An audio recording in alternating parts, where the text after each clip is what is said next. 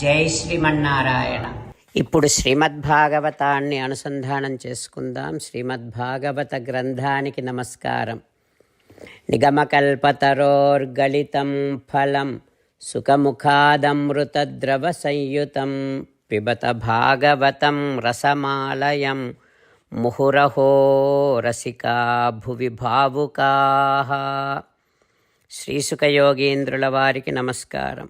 యం ప్రవ్రజంతమనుపేతమపేతకృత్యం ద్వైపాయనో విరహకాతర ఆజుహావ పుత్రేతి తన్మయతయా తరవోభినేదుః తం సర్వభూతహృదయం మునిమానతోస్మి. నరనారాయణులకు, చతుర్ముఖ బ్రహ్మకు, సరస్వతీదేవికి, వ్యాసమహర్షుల వారికి నమస్కారం. నారాయణం నమస్కృత్య నరం చైవ నరోత్తమం దేవీం సరస్వతీం వ్యాసం తతో జయం ఉదీరయేత్. శ్రీమద్భాగవతం ద్వితీయ స్కంధములో సూతమహాముని సౌనకాది మహర్షులందరికీ చెబుతూ ఉన్నారు. ఓ మహర్షులారా, శ్రీసుఖ యోగీంద్రుడు పరీక్షిన్నరేంద్రుడికి ఉపదేశం చేస్తూ ఉన్నాడు. ఏమని చెబుతూ ఉన్నాడంటే, ఓ పరీక్షిన్నరేంద్ర, పరమాత్మను కాకుండా ఇతరమైనటువంటి వాటిని కోరుకునేటటువంటి వారు కోరుకునేటటువంటి కోరికలను సిద్ధింపచేసుకోవటము కోసము ఎవరెవరిని ఆరాధన చేయాలో కూడా నేను చెప్తున్నాను, విను. బ్రహ్మవర్చస కామాస్తు యజేత బ్రహ్మణః పతిం. బ్రహ్మవర్చస్సు కోరుకునేటటువంటి వారు వేదపతి అయినటువంటి చతుర్ముఖ బ్రహ్మను ఆరాధించాలి. ఓ పరీక్షిన్నరేంద్ర, ఇంద్రం ఇంద్రియ కామస్తు. ఇంద్రియ శక్తిని పెంచుకోవటానికి ఇంద్రుణ్ణి ఆరాధించాలి. ప్రజాకామ ప్రజాపతీన్. సంతానము కోసమని ప్రజాపతులను ఆరాధించాలి. దేవీం మాయాంతు శ్రీకామ. ఐశ్వర్యాన్ని కోరుకునేటటువంటి వాడు శ్రీ మహావిష్ణువుకి చెందిన ఆశ్చర్యకరమైనటువంటి శక్తి గల దేవిని ఆరాధన చేయాలి, దేవీ ఉపాసన చేయాలి. ఓ పరీక్షిన్నరేంద్ర, తేజస్కామో విభావసుం. తేజస్సును కోరుకునేటటువంటి వాడు అగ్నిని ఉపాసించాలి. వసుకామో వసూన్. ధనకాంక్ష కలిగినటువంటి వాడు వసువులను ఆరాధించాలి ధనాన్ని పొందటం కోసం. వీర్యమును కోరుకునేవాడు రుద్రులను ఉపాసన చేయాలి. అన్నము మొదలైనటువంటి ధాన్యరాశులను కోరుకునేటటువంటి వాడు అదితిని ఆరాధించాలి. ఓ పరీక్షిన్నరేంద్ర, స్వర్గాన్ని కోరుకునేటటువంటి వాడు దేవతలను ఆరాధించాలి. విశ్వాన్ దేవాన్ రాజ్యకామః. రాజ్యాన్ని కోరుకునేటటువంటి వాడు విశ్వదేవుడిని ఆరాధించాలి. అందరూ తనని ఇష్టపడాలి అని జనప్రియత్వాన్ని కోరుకునేటటువంటి వారు సాధ్యులను ఆరాధించాలి. దీర్ఘాయుష్యుని కోరుకునేటటువంటి వారు అశ్వినీ దేవతలను ఆరాధన చెయ్యాలి. దేహ బలాన్ని కోరుకునేటటువంటి వారు పుష్టికామ ఇలాం యజేత. భూదేవిని ఆరాధన చెయ్యాలి. పదవిలో స్థిరంగా ఉంటూ ప్రతిష్టను కోరుకునేటటువంటి వాడు ఆకాశముని భూమిని ఉపాసన చెయ్యాలి. ఓ పరీక్షిన్నరేంద్ర, సౌందర్యాన్ని కోరుకునేటటువంటి వారు గంధర్వులను ఉపాసన చెయ్యాలి. చక్కని భార్యను కోరుకునేటటువంటి వారు ఊర్వశిని ఆరాధన చెయ్యాలి. ఆధిపత్యాన్ని కోరుకునేటటువంటి వారు పరమేష్టి అయినటువంటి బ్రహ్మదేవుణ్ణి ఆరాధన చెయ్యాలి. కీర్తిని కోరుకునేటటువంటి వారు వరుణదేవుడిని ఆరాధన చెయ్యాలి.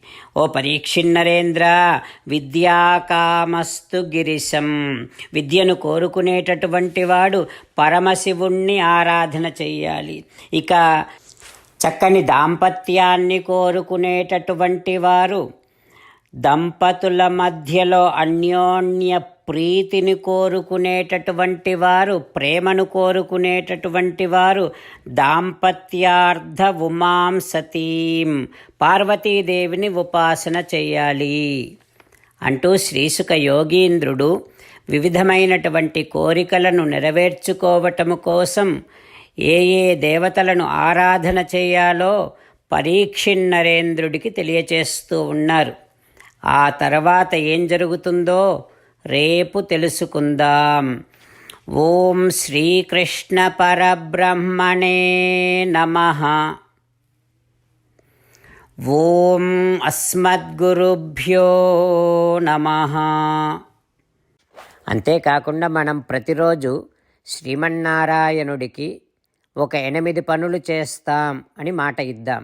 ఎందుకంటే శ్రీకృష్ణ భగవానుడు 18వ అధ్యాయములో 65 నుండి 70వ శ్లోకాల ద్వారా శ్రీమద్భగవద్గీత అంతటికీ సారభూతముగా మనకు 8 పనులు చేయమని చెప్పాడు. అలా చేస్తే చాలు, నేను మిమ్మల్ని అన్ని విధాలుగా రక్షిస్తా అని ప్రమాణపూర్వకముగా ప్రతిజ్ఞ కూడా చేశాడు. అందుకని శ్రీమద్భగవద్గీతను అంతటినీ విన్న తర్వాత అర్జునుడు కూడా చివరకు కరిష్యే వచనం తవ, కృష్ణ నువ్వు చెప్పినట్టే చేస్తా అని అన్నాడు. కనుకనే భగవానుడు అర్జునుడికి అన్ని విధాల విజయాన్ని అందించాడు. మనం కూడా ప్రతిరోజు శ్రీమన్నారాయణుడికి ఆ రకంగానే మాట ఇద్దాం. 8 పనులు చేస్తాం అని మనము మాట ఇస్తే అది అష్టాక్షరీ మహామంత్ర జపము చేసినటువంటి ఫలితాన్ని మనకు ప్రతిరోజు ఇస్తుంది. ఇట్లా మాట ఇవ్వటం కంటే గొప్ప పూజ, యజ్ఞము, తపస్సు మరొక్కటి లేనే లేదు. అందుకని నేను అంటూ ఉంటాను, మీరు మనస్సులో భావిస్తూ ఉండండి.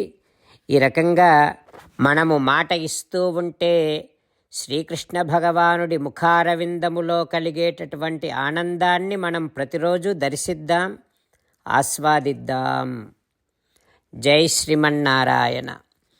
హో శ్రీమన్నారాయణ, నువ్వు చెయ్యమన్నట్టే నేను నిన్నే సంతతము ధ్యానము చేస్తూ ఉంటా. హో శ్రీమన్నారాయణ, నువ్వు చెప్పినట్టే నేను నీ భక్తుడిగానే ఉంటా. హో శ్రీమన్నారాయణ, నువ్వు చెయ్యమన్నట్టే నేను నా విధులను, కర్తవ్యాలను నీ సేవగా, నీ తృప్తి కోసమనే సక్రమంగా నిర్వర్తిస్తూ ఉంటా.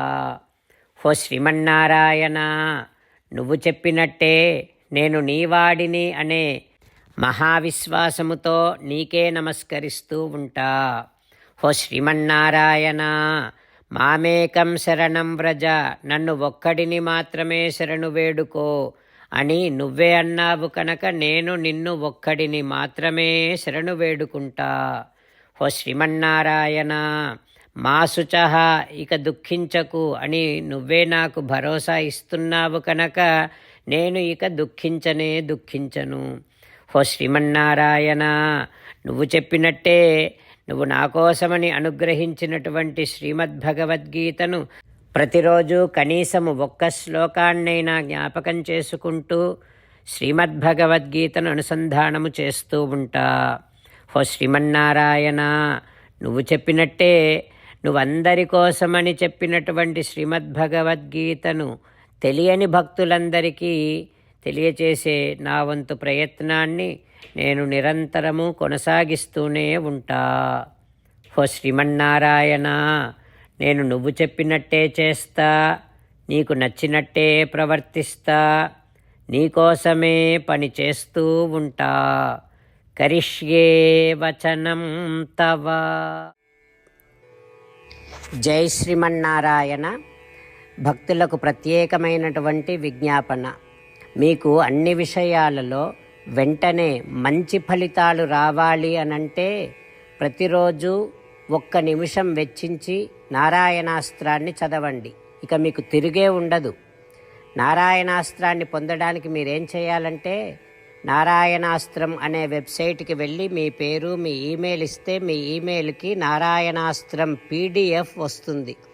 అందులో ఒక రామాయణ శ్లోకం, ఒక గీతా శ్లోకం, ఒక విష్ణునామం ఉంటాయి. ఆ మూడింటిని కలిపి నారాయణాస్త్రం అంటాం. ప్రతి ఒక్కరికి వేరువేరు శ్లోకాలను ఇస్తున్నాం. ఆ రకంగా ఎవరి శ్లోకాన్ని వారు ప్రతిరోజు తప్పనిసరిగా చదవటం వలన ప్రతిరోజు ప్రతి 24,000 భక్తులతో ఒకసారి సంపూర్ణ రామాయణ పారాయణ, 33 సార్లు శ్రీమద్ భగవద్గీత పారాయణ, 24 సార్లు శ్రీ విష్ణు సహస్రనామ స్తోత్ర పారాయణ జరుగుతుంది. ప్రతి ఒక్కరికి అంతటి విశేష ఫలితము ప్రతిరోజు లభిస్తుంది. అందుకని మీరు, మీ కుటుంబ సభ్యులు అందరూ ఒక్కొక్కరు ఒక్కొక్క నారాయణాస్త్రాన్ని వెంటనే పొందండి. జై శ్రీమన్నారాయణ.